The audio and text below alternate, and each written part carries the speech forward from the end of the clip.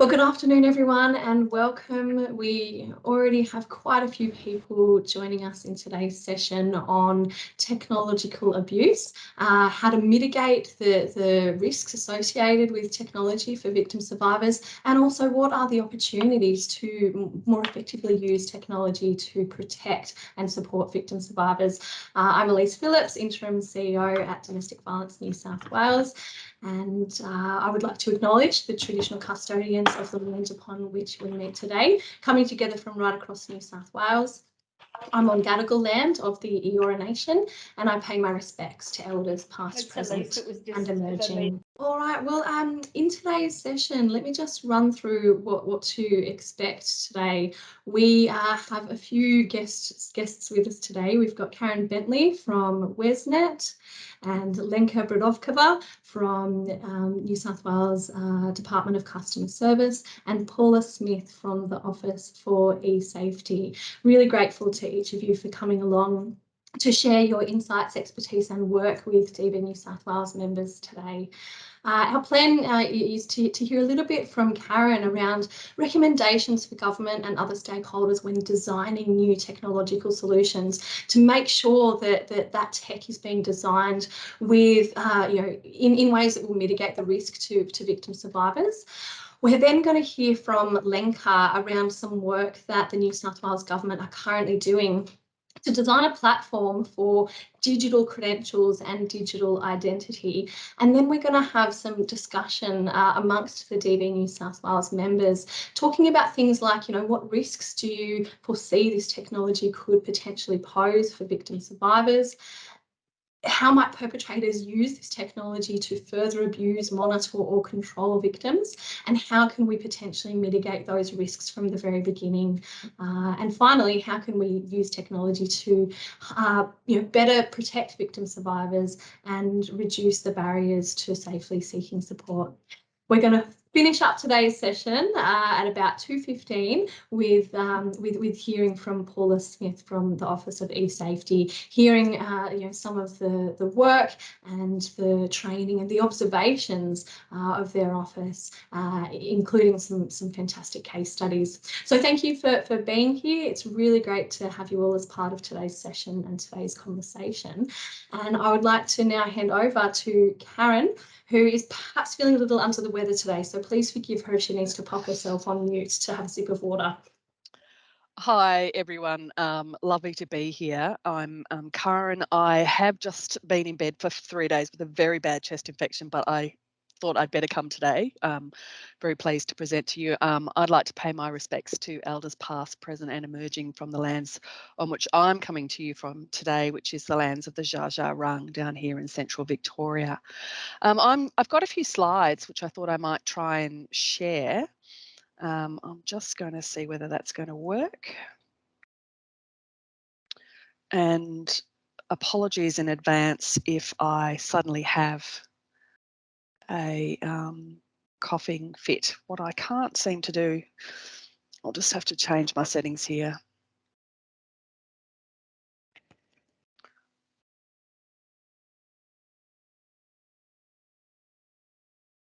See if this will work. All right. Can everybody see that okay? Great. Yes, all right. Just in case any of you don't know who we are, Wesnet are the national peak body for women's specialist domestic and family violence services across the country. There's about 350 specialist domestic family violence services across Australia. And we do a lot of work in the area of technology facilitated abuse.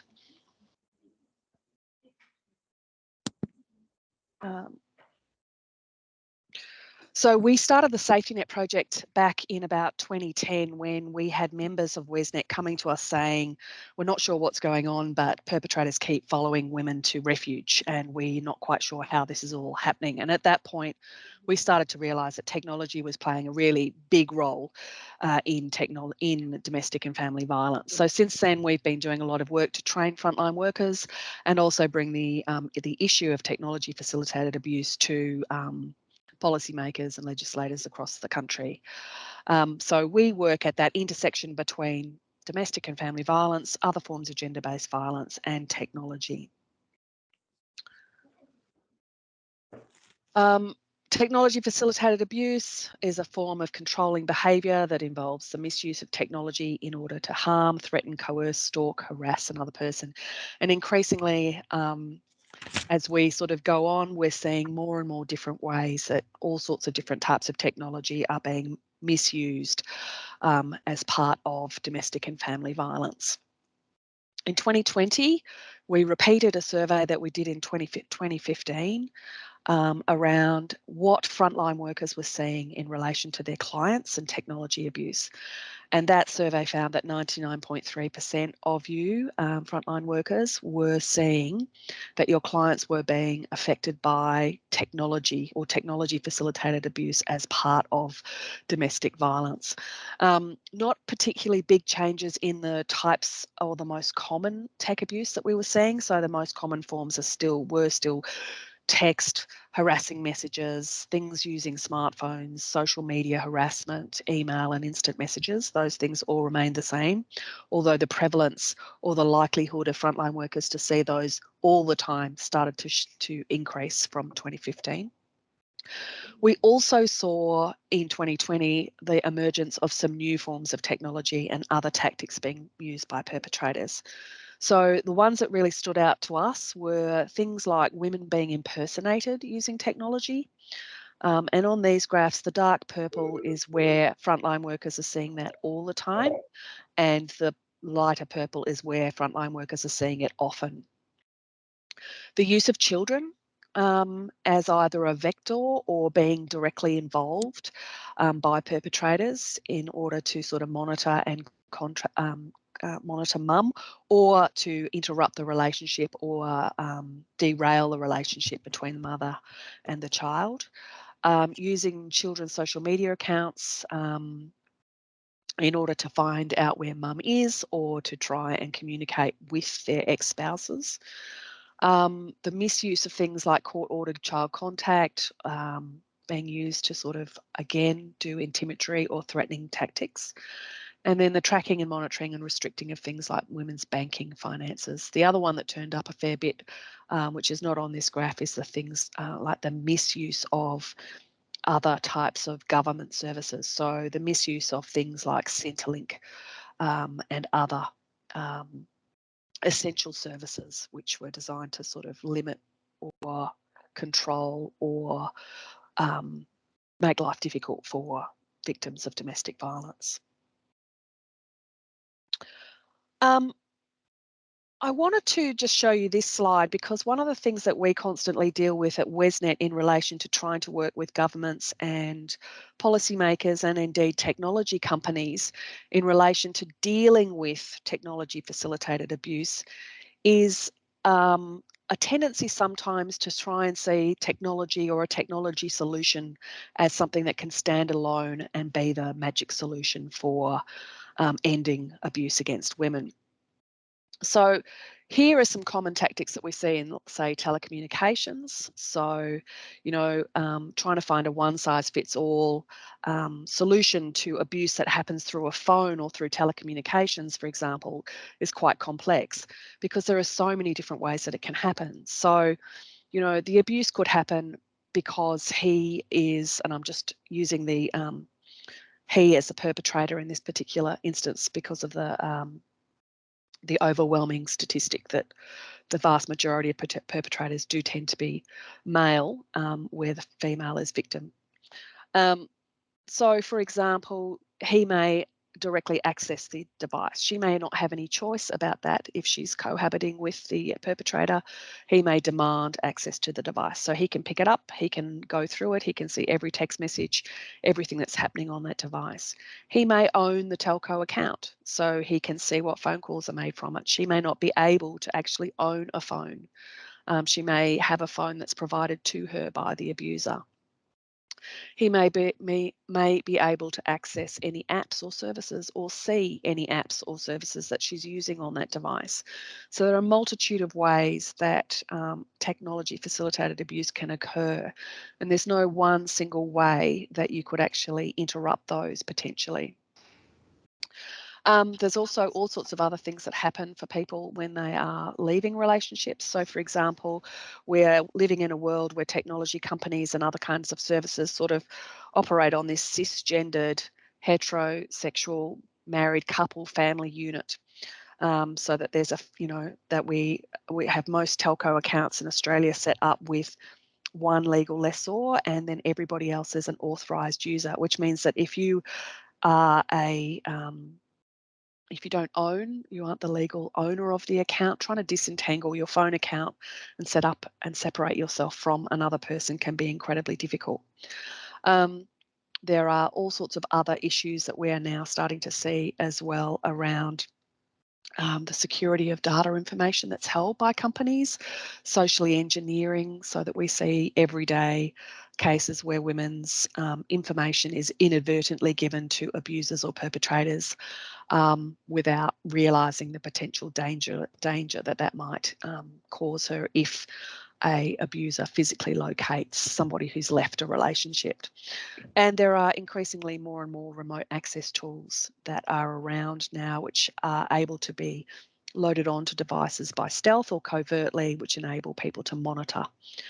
And then in addition to that, I've got a few other little bits and pieces of emerging tech that are happening as well. So for example, we're seeing many, many more cases now of Wi-Fi routers being used or misused by abusers to access the home internet, particularly where the perpetrator's been removed from the home.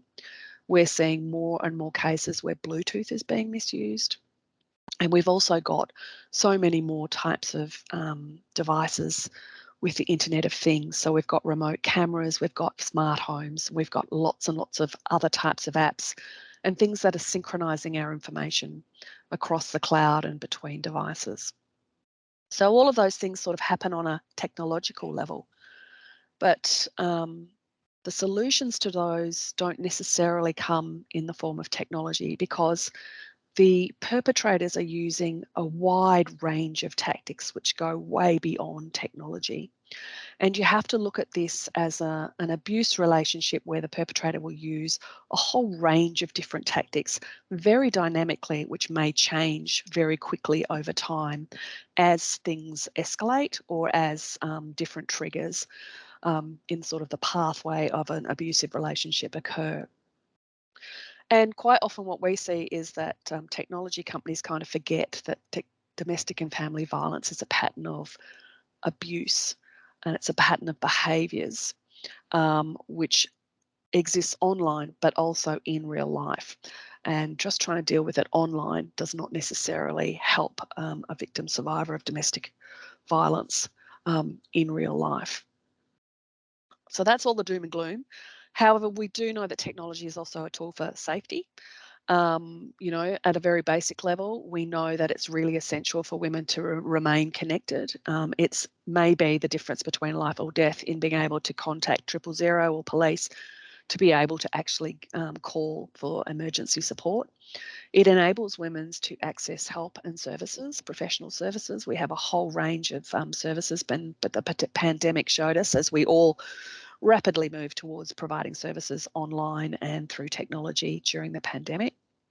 Technology offers a whole range of security and safety tools, CCTV and a whole range of other types of technologies that are new and emerging that can help survivors stay safe.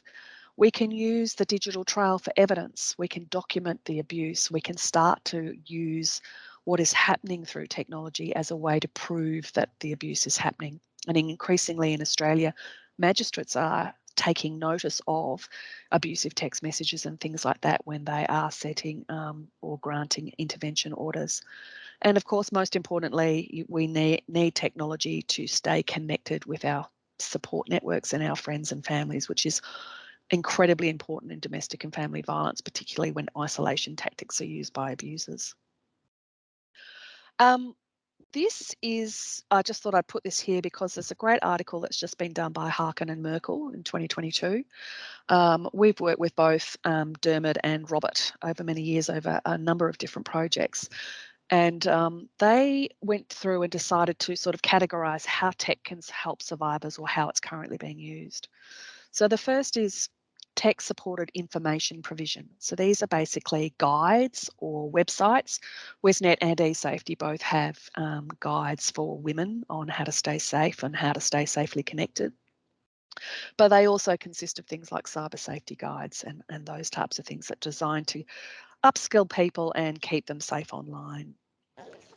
There are things like designing out abuse, and we see great examples of this with the eSafety by Design. IBM has coercive control resistant design principles, and there are also other privacy principles which are applied and hopefully picked up by many technology companies about trying to design out abuse. Circumstantial tech solutions are things that we're starting to see within many of the Keeping Women and Safe in the Home or Staying Home Leaving Violence programs. They're things like bug detectors, sweeps, spyware detection tools, a range of other types of tech solutions that are designed for particular circumstances. And then we've got tech-supported reporting or connecting with services. So things like duress alarms or personal safety apps, which might go back to base security, CCTV, and increasingly we're starting to see things like chatbots being used in overseas. I know there's one being developed in Victoria at the moment. And also things like artificial intelligence being used to help identify abusive material and abusive conversations.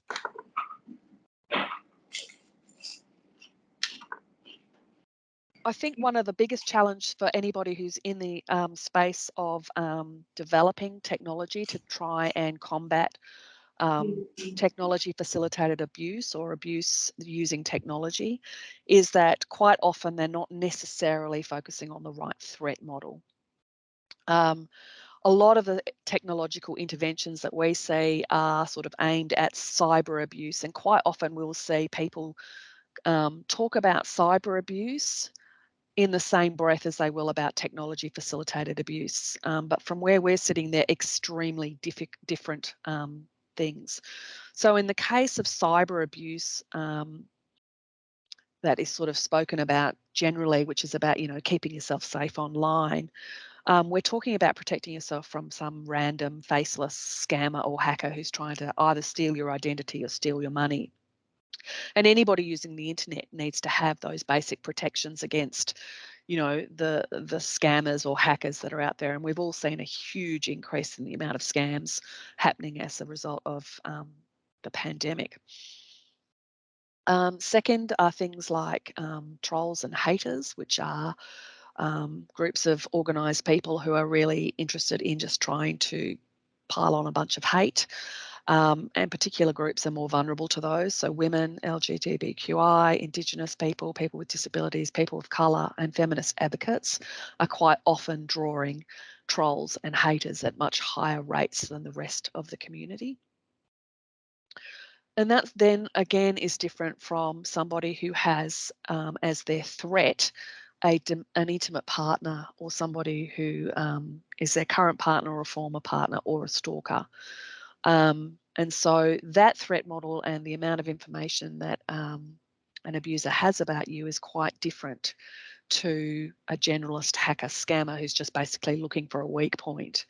And then finally, we've got government surveillance and organised crime. And I put that here because we don't have too many, but we are seeing in Australia some women, particularly who are experiencing domestic and family violence, where the abuser is either a member of government, high up in military, in police, or in organised crime.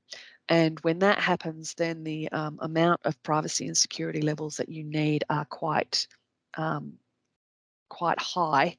And the amount of work you have to do to sort of stay safe online starts to be really, really significant. So I just thought I'd put that there because this is one of the things that we see as not being understood when technology solutions are being developed. And I think I might stop there, except to show you these quite good designs we think that have been developed by IBM, coercive control resistant design, which actually includes things like combating gaslighting, which I thought was really interesting, and I've not seen that particularly anywhere else, which is ensuring that people can actually see what is happening to their accounts and their technology, and to disrupt the attempts at manipulating someone into doubting their memories by timely notifications and auditing. So I think I'll just leave it there and come back to you all. I don't know how to stop displaying. Thanks, Karen. That was just such a fantastic overview from, what is technological abuse, what does the data tell us, and then kind of unpacking the different types of technological abuse and the different kind of victimization that we see. And, certainly really grateful for you shining the spotlight on people who are at even more increased risk because perhaps they might, have a partner or ex-partner, in police or government, etc. So, yeah, those are the cases that really keep us up at night. We're definitely going to have some time for discussion and questions later on in the session, but now I'm going to hand over to Lenka Brodovkova. And Lenka is the Executive Director for kind of leading a whole of government approach to digital identity and verifiable credentials. So to tell us what that actually means, I welcome you, Lenka, to share with us about your work and maybe let us know what types of input or feedback would be helpful from our group today. Thank you, Elise. Thank you for having me and welcoming me to this forum. It's been very insightful up until now. We are definitely intrigued in hearing your thoughts. What I will do is I'm joined by Jesslyn, who's our product designer in a team that leads our main products and is developing the solutions that we're currently designing in terms of digital identity. What we will showcase is what we are actually doing, the difference between digital identity and verifiable credentials, and then walk you through a number of prototypes or concepts that we're thinking of to include in our journeys.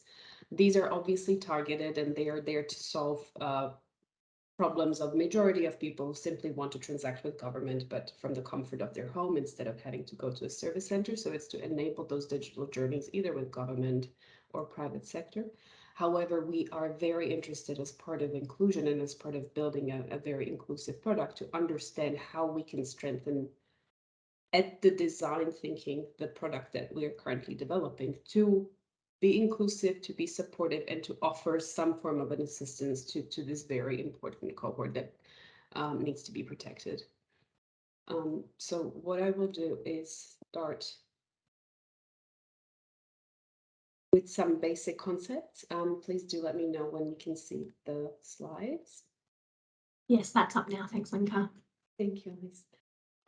So the difference between digital identity and verifiable credential. The current physical world essentially enables customers to show usually what people refer to as the 100 points of ID. So that is, let's say, a driver's license and a Medicare card. And most of the time you're either required to walk into a retail branch and show those documents, and somebody over the counter compares you to those documents, compares you to that driver's license picture, and that unlocks specific transactions for you as a customer. Same applies for government. What we are actually doing is making this into a digital journey so people can do all of those transactions that they would regularly be required to actually attend in person and to do that comparison at the counter, but do that in a digital format. That means we would like to set up what we are referring to as a digital identity based on those 100 points of ID. So essentially using something like a driver's license and a birth certificate or a Medicare card, and then having that as a standard digital identity. And if we wish, or if a customer wishes, they can actually uplift that and do a photo match where essentially we confirm that counter check. So we will match that person against the photo on their driver's license and say, yep, this is Lenka or Elise, and therefore they are entitled, and we enable certain transactions for them digitally, even though normally they would be required to attend a service center. How that differs from digital credentials, and where we are hoping to provide some form of assistance, and we'd really appreciate your feedback into it, is we're trying to decouple it from the actual 100 points from the physical credentials. So when we will be setting up the digital identity, that digital identity will live its own life and will be pre-verified for you as a customer, so that you can access these digitally without having to constantly do the check of the two documents that are underlying. Where I believe this could be helpful, and again, we are after some feedback and opinions, is that detachment. So for example, when a victim is exiting a situation, they might not necessarily have at hand their documents. That's one of those situations, whether that's due to a domestic violence situation or whether that's due to a flood or any other scenario. It's an ability for the customer to essentially exit that situation without necessarily having to rely on their physical documents or carry their physical documents with them. And then be able to reestablish that digital identity and the credentials that are attached to it, like their driver's license or the documents that they have left behind, and have them reissued in a digital form from the safety of another location. So what I'll do now is walk you through the number of prototypes that we're working through. So the basic one is, what is a verifiable credential? Verifiable credential is not who you are. It never will be. It's just something that you either achieved or you can do. So it's a driver's license that allows you to drive, or it's a Medicare card that allows you to get healthcare, or it's a first aid certificate that proves that you have done a specific course around first aid. But it is not there and should not be there to prove who you are. That's a human right. So your identity should not rely on a number of physical or digital credentials. So what we're creating here is a wallet that will be able to store all of these accomplishments and different things that entitle you to do something, but it will be detached from your identity. What that allows is then minimization of that impersonation. So even if somebody has, let's say, a driver's license and a Medicare card of someone else, unless they can digitally prove through certain transactions through a digital identity, it does not necessarily work. What the digital credentials will enable you to do is actually share it seamlessly. So share it with a third party, like a business or an employer, but without having to share the credential itself. So it's not a matter of transferring that entire document over, but what we would be doing is, you as a customer would be allowed to go, yes, I want to share my, for example, first aid certificate with my employer, and we share the confirmation that this specific person has a first aid certificate with the employer without that employer receiving the entire document, and therefore running the risk of them having to keep it, secure it, maybe losing it, and therefore us having to reissue it. Another option that we are doing is the ability to prove certain things about yourself online, but without having to disclose too much. So one of the typical transactions would be purchase of alcohol online, where you are required to be over 18. Technically, what the companies are currently doing is they require, for example, your entire driver's license. That shows your actual date of birth. It shows your address. It shows way too many information about yourself and way too much sensitive information for that company to have to keep. And it is not necessary for the transaction. So what we are enabling is trying to create a mechanism whereby you can only share the parts that you are actually required to share. In this situation, it's proof of age. That means a tick that you're over 18. It doesn't even require the full date of birth, because technically, as long as you're over 18, you're okay to purchase it. The same would apply in scenarios where, for example, you might be visiting a licensed venue, or you might be visiting a venue where you have to show that you're over 18. Even in those transactions, if you come up to a bouncer, there is no need for the bouncer to know where you live. They are literally requiring a tick and a confirmation that you're over 18. This would allow that digital sharing to occur for the bouncer or for the venue to receive the approval that you are of the legitimate age, but without you having to disclose too much. Now, to the digital identity. The digital identity will require a couple of steps. That is creation of an account, so usually an email and a password. Check of the 100 points of ID at establishment, so not continuously at every transaction, but once. when we will establish that the customer has these at least 2 documents, one of which has a photo on it, and we will DVS check them, which is a check that goes back to a database and essentially confirms that that is a valid document. We will establish and create what's called a digital identity. If the customer then wants to share certain things out of that digital identity, like for example, age, to do certain standard transactions, like for example, getting a voucher, they can do that with this identity and do not require anything else. If they wish to uplift it and actually start doing high-risk transactions, like for example, renewing their working with children check, or doing a high-risk workers license, for example, all of those would currently require the customer to come in person. What we are enabling is by the customer binding and doing that photo match to the digital identity they have created, we can confirm that they really are who they say they are. It's not just somebody else holding the documents in their possession, and therefore we can enable those transactions online. Every single one of those high-risk transactions will require that bind to occur again, so that photo match to be done again, to be sure that the person who is requesting that transaction is actually the person that we are issuing, for example, that working with children check to. This is an image of what we are thinking that digital identity might look like. What it will then enable you to do, and this is again something I'd like to ask this forum about, is the ability to then manage that identity. So even if the physical credentials are lost and you are with a digital identity, you may wish to change your name. You may wish to change your address. You should be enabled to do that online. You should be enabled to do that just with that photo match, because we have a confirmation that it is you requesting that change of name or that change of address. And that information should trickle through with your consent to the individual agencies that need to know for you to reissue certain credentials like a driver's license. This is simply an ability for the customer to manage their life and to manage their basic attributes about themselves, but without the need to physically appear somewhere. Additional component of the digital identity will be delegation levels. Those are coming in a couple of years' time. Those will then enable customers to actually delegate on their behalf. So in these situations, what I'm imagining is giving a trusted person delegation to act on behalf of the victim, for example.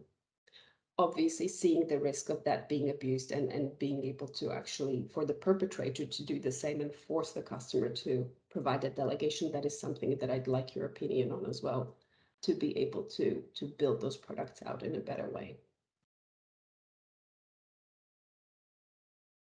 That brings me to the end. In a very brief nutshell, this is where we are heading in terms of an application that essentially allows you to manage government transactions or even prove who you are or what you're entitled to online in a safer way that is currently available. So the current way requires just the documents. There's very few entities that actually employ any sort of photo matching and therefore ability to securely prove that the person is actually the person. What we are aiming for is to enable that in a secure and consented and privacy by design way. So at every transaction and every step of that way, you are faced with a disclaimer which specifically explains what it is that you are agreeing to, what is the transaction that you're proceeding with, whether you're okay with it, and what are the steps to complete it. I'll leave it at that. And what I really appreciate is for the forum to have a think about it, digest, and let us know what are the first sort of off the cuff perceptions. What could we possibly have or think of in order to incorporate into that design to assist domestic violence victims? Thanks so much, Lenka. You have beautifully explained what, I know in the background is a very complex, process of development in a really simple way for us to understand. And, it seems like there really are some applications of this technology that could potentially be of benefit to victim survivors, potentially, limiting the likelihood of identity theft, providing people the opportunity to update all of their information in one place at the one time to try and reduce the life admin and the mental load when you change addresses. repeatedly, or if you have to change your name. But as you pointed out, there's also some risks, as you said, of potentially a perpetrator forcing a victim survivor to give them that delegated authority over their identity or credentials. And so there's certainly some things for us to think about. So I'm really happy now to kind of open up the conversation to our members participating in today's forum. Happy for people to unmute themselves and share your reaction, your thoughts or questions. People can use the hand up function under reactions if preferred. And there's also the chat option if you're feeling a little shy or if your tech is not cooperating, to type your questions or comments into the chat and we'll read them out. So whilst everyone is kind of thinking, I wonder, Karen, can I ask you, is there any particular initial thoughts or reactions that you might have as someone who kind of spends a lot of time thinking in this space? Yeah, look, I can see so many really positive things about this, particularly when I know so many victim survivors have their accounts and stuff really controlled by the abuser. I mean, one of the things that we saw with Centrelink is that we see a lot of victim survivors who've had all of their security questions and everything set up by the abuser. So when they try to go and get access to it, of course, they can't because they don't know what the security questions the abuser set for them is. So I can see that this will be very handy. We also work with a lot of women, for example, who we're giving phones to that don't have their, they've left in the middle of the night and they don't have their credentials with them. So this will be fabulous for those scenarios. So I can see some really positive things around it. I guess the thing that sort of made my antenna go up straight away was, I think, Lenka, you mentioned that it's going to be done by email and password, something to do with email and password. And I'd really urge against something else because we just see so many people have their email accounts compromised. We're seeing, unless people know to sort of set up a brand new email account that they don't use for anything else, we just see so many people locked out of their email accounts. And yeah, it's really risky. I also think that email is about as secure as a postcard, isn't it? So I'm just wondering, is there another way that we can do that? I guess for me, it's the setting it up. How do you ensure that it's the person who's setting it up? We obviously, very good question, Karen. So a couple of things that I was thinking of, even with the security questions, as part of inclusion, what we are working on is obviously having service centers, for example, prepared and having that awareness of having somebody there to be able to step somebody, whether that's somebody who might not be as digitally literate or whether that's somebody who requires assistance through a process of actually either setting up or regaining that identity. Whether that's an opportunity or an option to then go through the process and actually have a separate process for a domestic violence victim, and what that process would look like, is something that we need to think about with your insights into how that system should or could work. To your question, Karen, we currently cannot guarantee, and nobody can, that somebody else is not in possession of the documents. So the only added value that we are bringing here, and that's the current state for everybody, that's 100% of people. I do not currently know where my driver's license is because I use the digital one. So if somebody else is using it to set up a bank account, I would not have a clue. Yeah. This enables a notification. So if your identity is being used, you would know.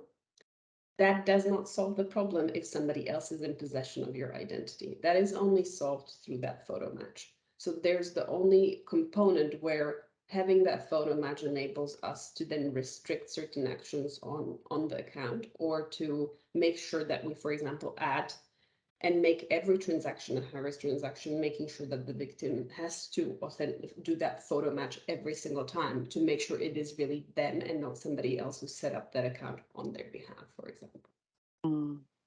I can see it would be. It's literally thinking and brainstorming, but it's a very important point. What if that email account is being used by somebody else to a specific level? We cannot guarantee it for anybody.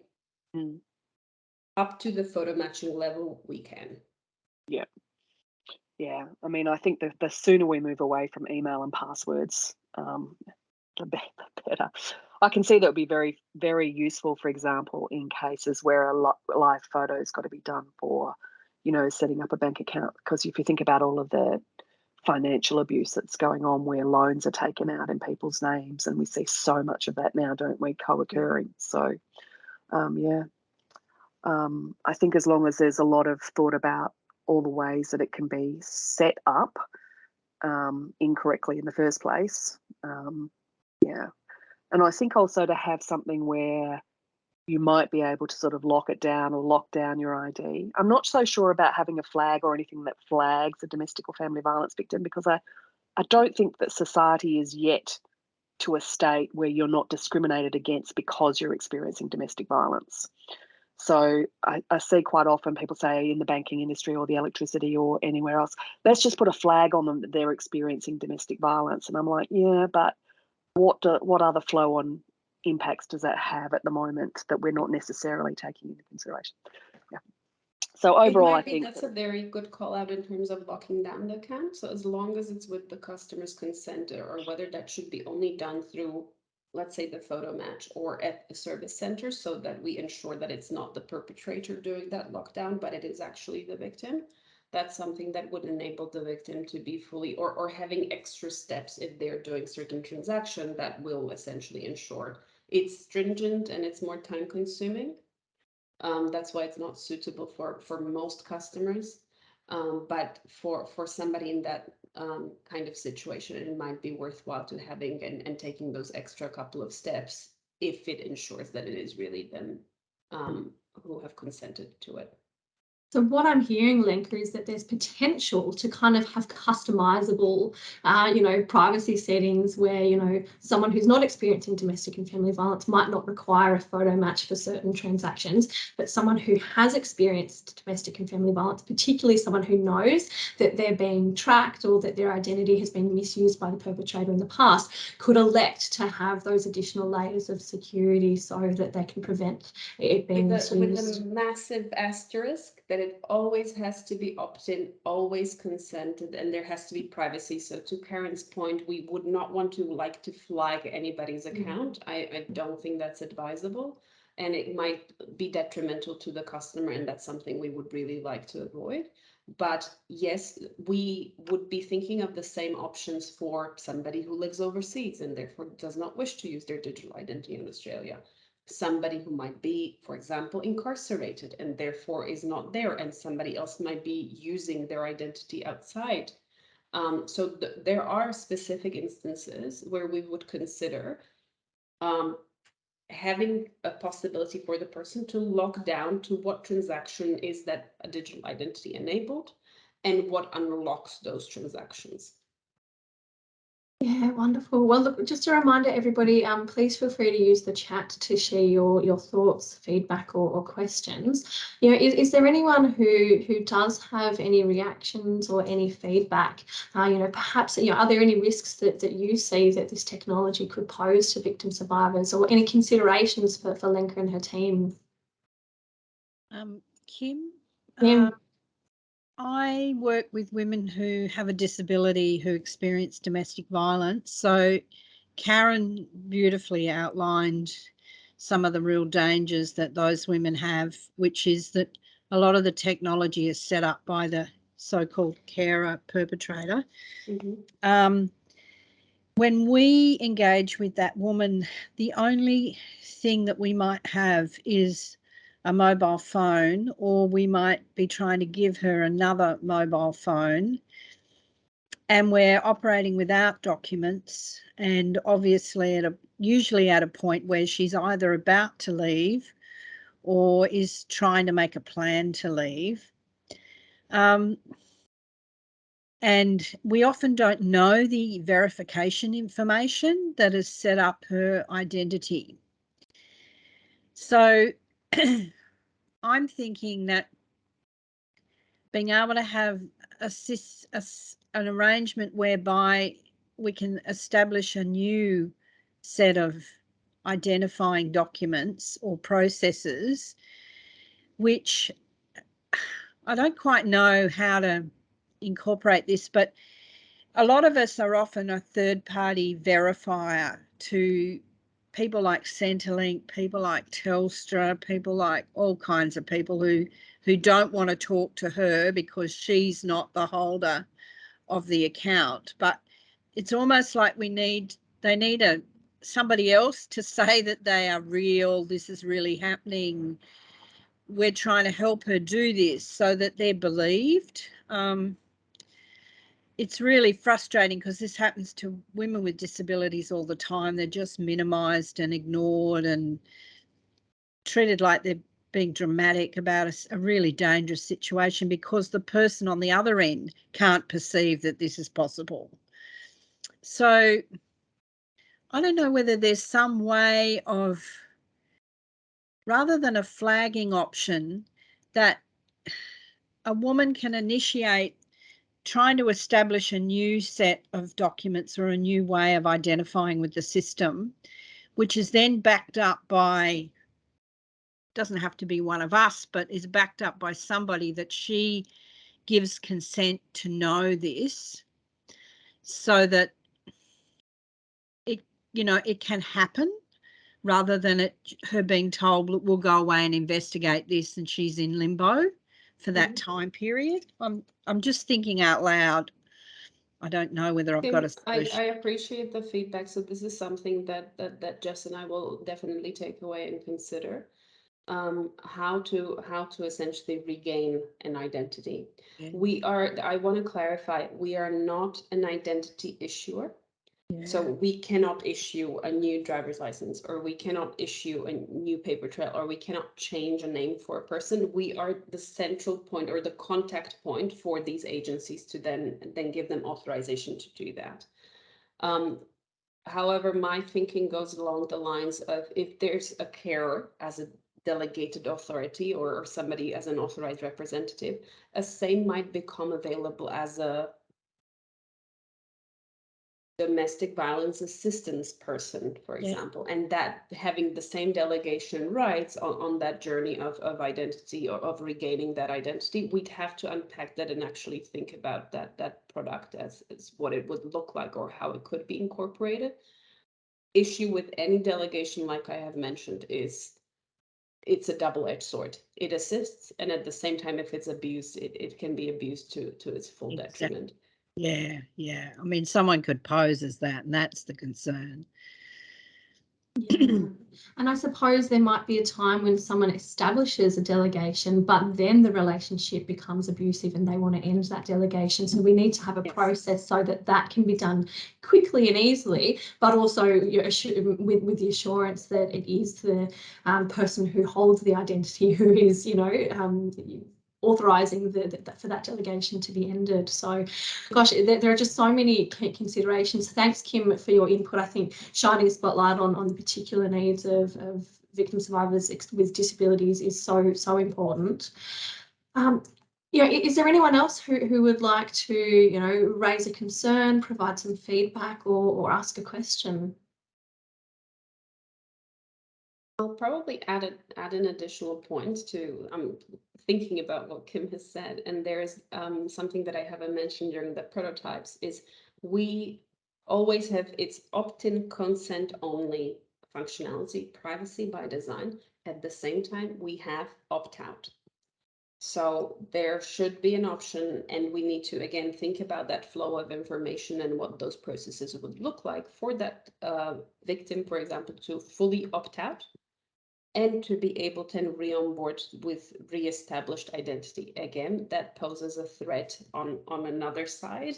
If we're thinking about somebody trying to impersonate, not to give them the ability to opt out on behalf of somebody and then set it up on their own. Yeah. So again, a double-edged sword, but it's definitely some the intricacy of it that we have to work out to be able to assist. It might be best to go through a combination of channels, so an actual service center where we would have a designated person to be able to take them through that separate journey, because it would be an exemption journey and poses quite a bit of risk for a regular customer if it's being abused in terms of delegation, in terms of opt-out by the incorrect person, etc. But it could be utilized in these scenarios. Yeah, and I suppose the specialist training that those officers would need, would be really critical Thanks, Lenka. Are there any other thoughts on or feedback perhaps on how you foresee a perpetrator might attempt to abuse this technology to further control or monitor victims? Are there any other considerations that people would like to ensure are considered? Feel free to unmute yourself and pipe up or raise your hand. Yeah, Karen. I had more of a curiosity question actually, which is, can other agencies access the information from Service New South Wales? So, for example, what other agencies or what other services can make an inquiry of New South Wales services? I'm just trying to think about reverse engineering this, where the short, very high-level answer is none. Good. Obviously, that being said, there is an asterisk next to it. If you are a bikie, that does not apply. But for regular services, this is a customer health service that is housed usually on their phone. That's why there has to be that opt-out option, etc. Nobody else has access to that customer's information apart from the customer and what they have consented to, unless it's a perpetrator who has obviously intimidated the victim to disclosing their entire account and holds possession of that account. Then we need those exemption processes to be worked through in terms of design. But it should not, it's not, I just want to make it very apparent and clear, it's not a minority report. It's not a report where all of these agencies all of a sudden see a map of all of these things happening on the customer's account. That is not the case. Yeah, that's good. And then I guess the other question I had is it, so if it's on the customer's device or the client's device, is it must be somewhere in order for them to be able to access it from another device? So that's the account level. And you're able to access the account level from a service center or from a browser. You have to pass specific steps to do that. So not only a password, but usually a multi-factor authentication in order to be able to access it from a different device. That's why I believe, for example, the service center could be more suitable for retrieval or regaining of that identity, because there could be additional exemption processes if the victim leaves without any sort of device or ability to actually authenticate into the account. I'm just thinking about how many women we know don't actually own their phones. They're provided their phone by the abuser. Yeah. So it's pretty hard to sort of gain control over that device, or they're broken. So just being able to do that. Can see also Andrew comment. Yeah, it would be so good for the service centres to be able to be a touch point where women could take their phone and that there would be a process of really trying to make sure that you can undo those permissions, because I think they're just so embedded and it's so specific to whatever bit of type of phone that you're using, that I'd imagine it's, as an individual, it's really hard to track that down, that information, and know that you've got the best chance of really trying to because yes, where do you go for that sort of support besides the protected group out of Victoria? I think is the only one that comes to mind for me, but and also just all of those little tags for tracking are just so significant nowadays as well, and can be included in toys or clothing, which is being transferred from one parent to the other. It's very insightful. Thank you for all of those comments. It is something that we really need to grasp and get a handle on before we can actually start designing or incorporating any such features. So thank you. Those comments are really invaluable. Petra? Hi, I just wanted to, Andrew kind of trumped what I was going to say. we have a program. I work for the Salvos called Safer in the Home. I'll put the link in the chat. We actually have partnered with Protective Group that he spoke to. So they are ex-military, ex-police that have experience in TFA auditing, and they can do it remotely, regionally. It's not just in Victoria, it's national. So they'll come into refuges, they'll come to community-based clients and do a technological audit, and that includes everything, including cars and swipe, and go in the homes and do that. So I'll put that link in there if services want to apply, and it's a pretty easy online process. But yeah, that's just a really helpful way of reassuring people that do have technology if it's safe for them to keep it. In saying that, I do have one experience of someone that had spyware on their phone, and she had all her photos, and the trauma of having to destroy that phone because they couldn't. So it's a real thing. So that and you know that there's millions of those stories. So yeah, just I'll put that in the link. Thank you, Petra. Thanks, Petra. Well, look, what I'm going to do now is hand over to Paula Smith from the Office for eSafety to share some further details of their work, their training, and their observations in relation to technological abuse.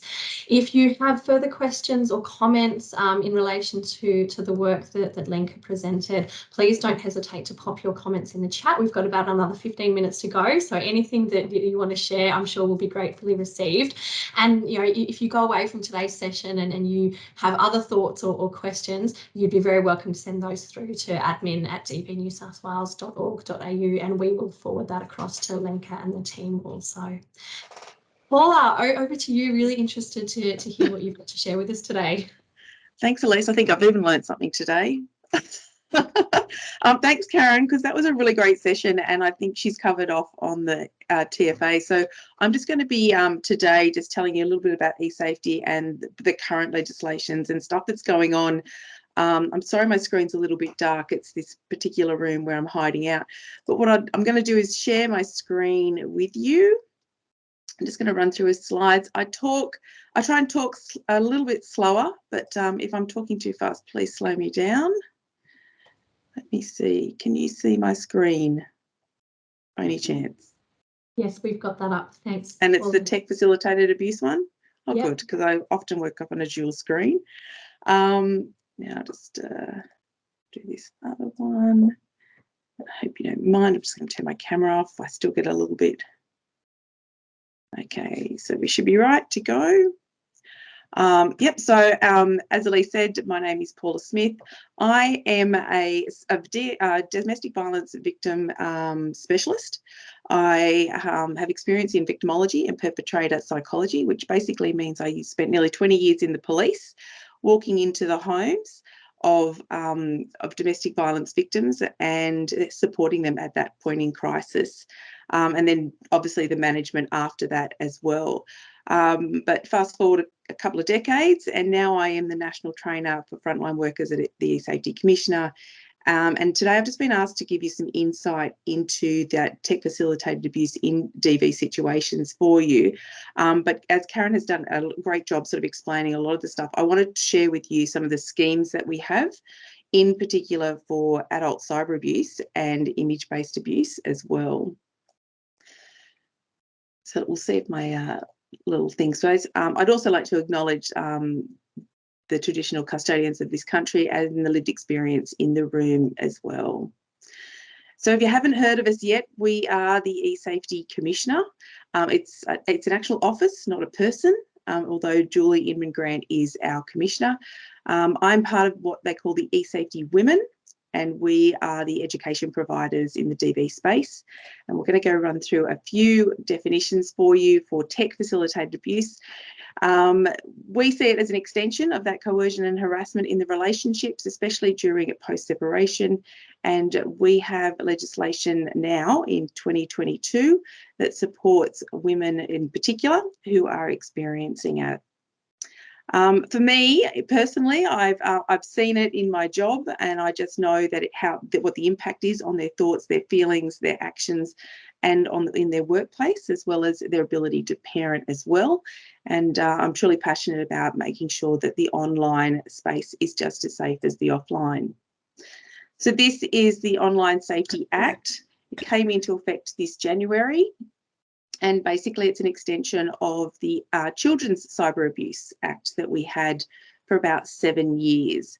So while the threshold is a little bit higher, the two main sort of, I guess, reporting schemes that we cover are the adult cyber abuse, and that is things like text message, emails, posting on platforms, any sort of doxing or fake accounts.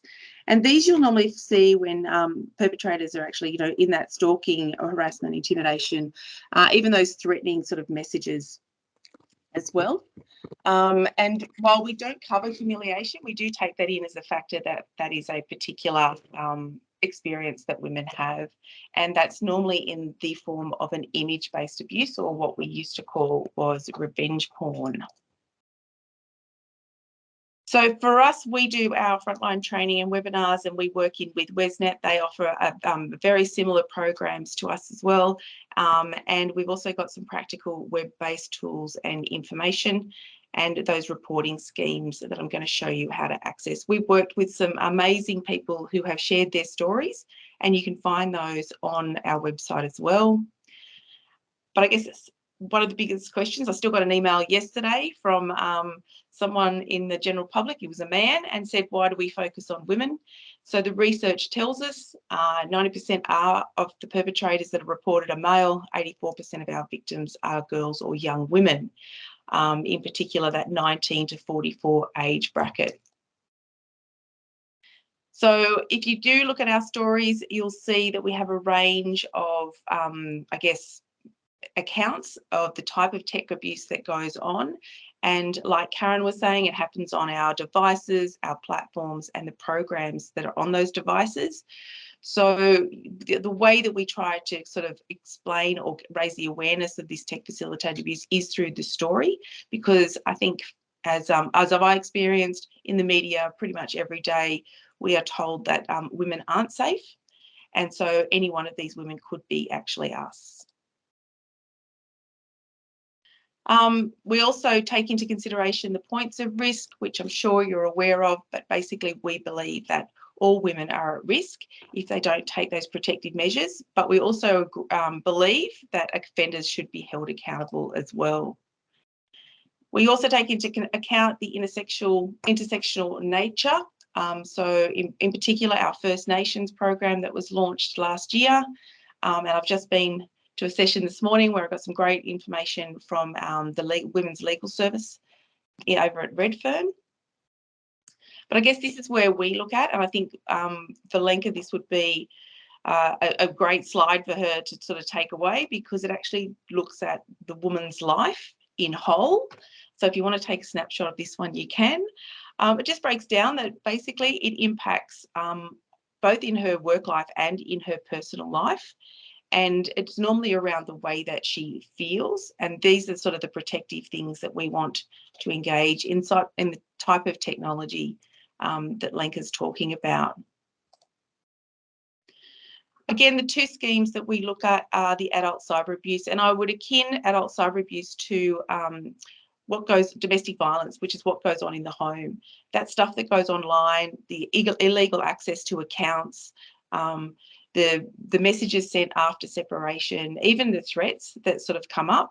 There's a lot of things around social issues that when the police are called, they can't actually deal with. But if they're armed with this type of information where there is a reporting scheme or there are protective behaviours that they can take on themselves, then I think we're working towards a definite safer online experience. The image-based abuse I'll go through in a minute. But I want to move on to some case studies so that you can get a gist of what we're talking about. Now, this is Patrice, and Patrice has a disability. She's got a partner who is also the carer, and he has installed some cameras in the house.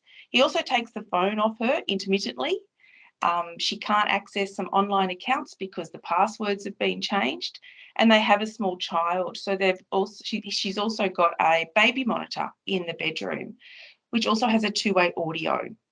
So it operates off Bluetooth. And if he has that app on his phone, which he does, he can actually hear any conversation that she has in the house. So these have been some of the concerns. Karen raised the issue of Wi-Fi and Bluetooth, which is exactly what we're seeing as well, that perpetrators are getting a lot smarter and a lot more cunning as well, and it's very covert. So it creates what we sort of see, I guess, in the police and also here at eSafety, is this digital paranoia that surrounds them, that makes them think that every device is infected or that he's watching from every angle, and it actually impacts on her daily behaviour. She starts to do things that she wouldn't normally do, and this is where we see this coercive control play out. So some of the examples of the cyber abuse that would likely reach our threshold in order for us to investigate what's going on and also support the police are things like the doxing. And this is where, in particular for refuges, when if they find out where their victim is and they post the details of the refuge onto the internet, that can actually not only put her at risk, but also all of the people that are inside that refuge and anyone who's sort of been there. So it's something that we take very seriously here, and it also meets the threshold that it could pose a risk to the wider community. The incitement of violence, this is otherwise known as the pylon or the tumbleweed effect, and it's where something might be false rumours, or a fake account might post something and a whole heap of people sort of jump on and start posting nasty stuff as well. So we take that quite seriously. And of course, those threats of violence we know are the precursor to homicide and injury for women. You may have seen these in the public eye. These are probably our more high-profile cases where Ginger's actually done some work for us here. But basically, she was being trolled by those strangers. And we know that the intimate perpetrator has a lot of that information. But when I was talking to our professional hackers, you'd call them, about 2 weeks ago, they said that, you know, for a professional hacker, it takes around 2 hours to profile a complete stranger. So we know that that intimate hacker, because he's already got the information, he's already at the end of the pool before she jumps in to swim. And we are working hard to try and keep her, I guess, autonomous and provide some sort of digital separation so that while this is quite soul destroying to see it play out in the public arena, it's actually quite more devastating when it's by your intimate partner. So we'll just move on to the image-based abuse, which we, of course, we're allowed to take photos of our bodies. We're allowed to share them with whoever we want. It's actually the onus is on the perpetrator not to share those. So we don't blame the victim. We don't ask questions. We hold non-judgmental conversations, and we try to work with her to, especially in these particular cases, how to manage the situation the best. In case you didn't know, an intimate image is showing the private parts, private activity, or that sort of culturally sensitive material. This is the third case study that I wanted to share with you, and it's probably more relevant because there are people in the room that deal with those with disabilities. And this is a real life story that we had a couple of months ago, where there was a fake profile on Facebook set up. The messages were threatening, harassing, and intimidating. They targeted her account to get it blocked, and then her family and friends also started to receive those messages as well. Of course, it escalated when it started targeting the children, and then that was reported to Child Protection. So all the right mechanisms are starting to kick in, and ultimately she's then threatened with the sharing of an intimate image, which could be, either embarrassing to her or cause that level of humiliation, but also just, she can't believe that somebody who used to care about her would do that. So for e-safety, we realised that while we had enough evidence to, to bring any material down off the internet and to also identify the fake account, normally we would rely on the platform to notify the perpetrator that that account was inappropriate or it didn't meet the terms of service. But we also knew that that might put her at risk as well. So the investigative team actually waived Section 36 of our Act, and we advocated on her behalf to get some of that information removed. So while we say there's a high threshold, and while we might say that it's got to be certain behaviours, what we need is that, I guess, dialogue to actually and the conversation to find out how deep and how wide it goes, so that we can actually advocate on their best behalf. And we do have a 90% sort of a success rate in getting stuff down off the internet and finding out who those fake accounts are. So I'm happy to take any questions on that as well. Also, we explain how to collect that evidence. It's a civil remedy. It's not a criminal process, but we do work with the police if it reaches the police. But as you can imagine, that image-based abuse and what it causes to people, we're not waiting for a court matter to find them guilty. We basically give a notice to the platform, and they have 24 hours to bring that information down off the internet. And our case investigators have a 3-hour return window to get back to the victims as well. So we understand what the urgency is as soon as this sort of stuff gets published. Lenka, this is for you. Some of the challenges that I did a round table with my Brains Trust, and some of the challenges that they came up with when we're looking at investigations or protective measures and that sort of thing were, that fraudulent use, I think, which we've discussed at length, the systems abuse, which was, using the system to actually identify where they are or what they're doing, how to store that evidence or information safely, misidentification, and of course that account authentication, which can be quite devastating when you lose your identity in your relationship just by the mere abuse that you've been received, to then lose the identity in your real life and not have control over that birthright that you spoke about earlier is quite devastating for people. And I wanted to touch on, in particular, the TFA for children. Their digital footprint is growing just as fast as ours is, and approximately 18,000 impressions on the internet by the time they're 18, because they're the only generation that has lived with the internet. We've experienced it without. And I guess for me, understanding the impact that TFA has on children's mental health is quite devastating. It's just never leaving us. Those devices are always in their hands, and it's a sort of a really intimate way to get access to them. And just on that also, there was we did raise a case where their Medicare card was being accessed. So they could actually, so the offender could actually find out where the victim's daughter had been attending the doctor's surgery and actually work out where they were living. So just to sort of sum up, I guess, the new adult cyber abuse scheme that started in January is an extension of the children, just with a higher threshold, because we understand that adults have a little bit more resilience. You may have seen the basic online safety expectations that are expected from the platforms, which I'm sure Lenka's platform will have as well.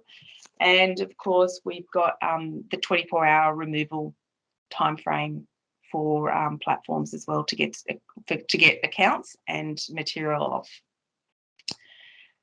This is a great page. Take a snapshot. There are our reporting schemes. How to report to the social media for adult cyber abuse, how to report to eSafety for image-based abuse, and how to report to the police. Really important pathways, and if we can help victims find those pathways, we'll actually find a solution. And again, just this is what the page looks like. You'll see that there's the 4 counts. We've also got that illegal and restricted content. Of course, that's the child exploitation material as well as terrorism. If anyone, we haven't done this yet, but we're looking forward to our first case. These are the escalating safety powers that we have. Formal warnings, remedial directions. Of course, infringement notice. It's not the state government if it's not an infringement notice. And we've got civil penalties for individuals as well. And I wanted to touch on this because I'm not quite sure if people are aware of the types of other pathways through the criminal code, as well as the civil claims as well. But it's not imperative to sort of know this off by heart. We've got it all over our internet. But it is about understanding what information you can share with victims and advocating for them, especially when you're dealing with police who, to be honest, I've had the experience where we know it's happening, we just can't prove it's happening because we don't have the evidence, and that it takes a while for them to actually trigger an investigation. So if you can sort of find a pathway there, I'd be interested to hear that story as well. And these are just some of what's come out last week that I thought we would share, because we really are putting an onus not just on keeping the offender accountable, but also the platforms. And I think this is what Lenka's here to do. And I just thought this would be a great summary, you know, especially for the DV services that are out there, to understand what those expectations are from a platform point of view. Please take a screenshot. But it's about those reasonable steps, which should be, you know, really helpful to understand what it looks like and what it feels like. And like Karen touched on, they are our perpetrators are everywhere. I agree, they're in uniform, they're in our courts, and they're definitely, you know, in offices and workplaces. So it is in interest of businesses and DV services to sort of look at the wider scope and the types of covert behaviour that we're seeing, in particular around those points of risk. So we develop these co-develop the resources.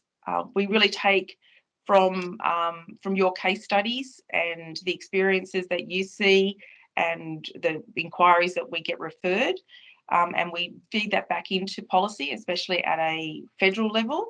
And hopefully that trickles down to those state-based organisations and especially the protectors. So my role is to train the police, and I'm also sort of, I guess, au fait in their language. So I can certainly help you if you need to sort of translate what that looks like into police language, what you're seeing, because they, you know, I was in Newcastle 2 weeks ago and 2 out of the 55 police had heard of us and our legislation. So we know that there is a real lack of awareness as to what TFA is, what the impact is for victims, and how it fits into that criminal and civil schemes.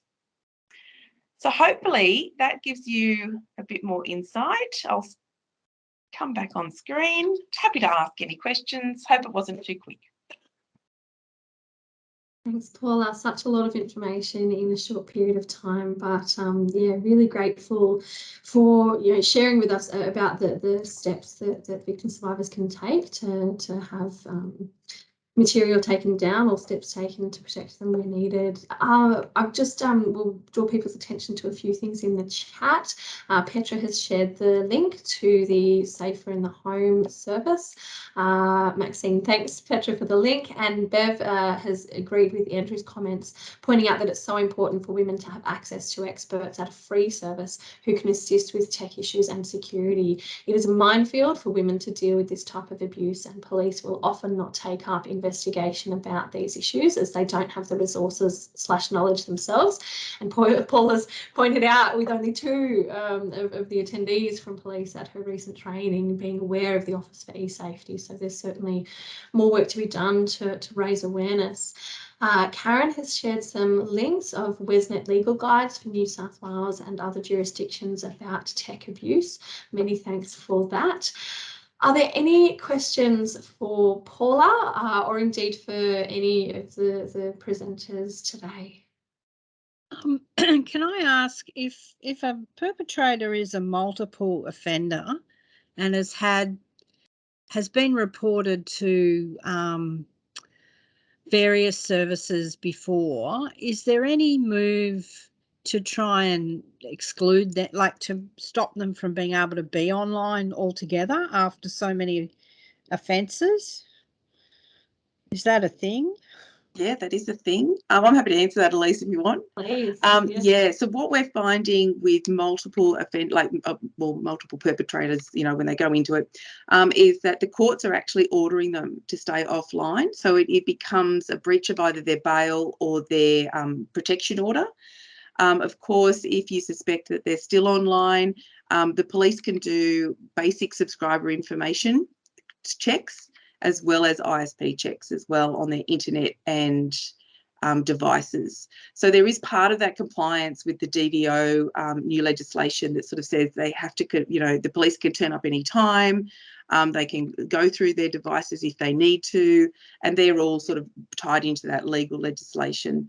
As far as e-safety is concerned, we obviously do keep the files on who they are, and we can find out in particular their identification if there's an investigation. So that's why we say report it, let us decide whether or not it hits the threshold, and then that way we can actually go into it, because we do believe that we will start seeing a massive increase now that people know that you can report these sort of serial offenders to the government. Great, thank you.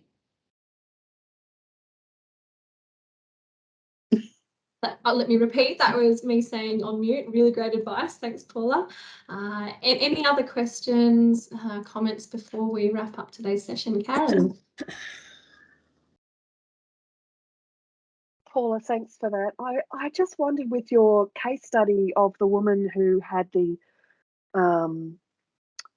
child abuse, like the woman with a disability who had the child, what happened to the perpetrator? Like, obviously the stuff was taken down, but